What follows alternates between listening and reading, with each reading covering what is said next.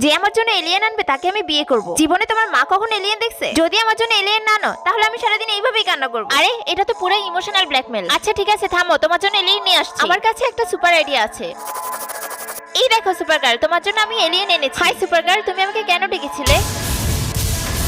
আরে শয়তান, এটা তো একটা সামান্য রোবট। ভাগ ক্যাপ্টেন, নয়তো সুপার গার্ল তোর অবস্থা খারাপ করে ফেলবে। আরে ক্যাপ্টেন তো চিটিং করছে, বাট আমি আসলে এলিয়েন নিয়ে আসবো। দেখো আমি এলিয়েনকে আসার জন্য মেসেজ দিয়েছি। আরে বাহ, মেসেজ না পাঠাতে এলিয়েন চলে এসেছে। আরে এটা তো অ্যাস্টেরয়েড।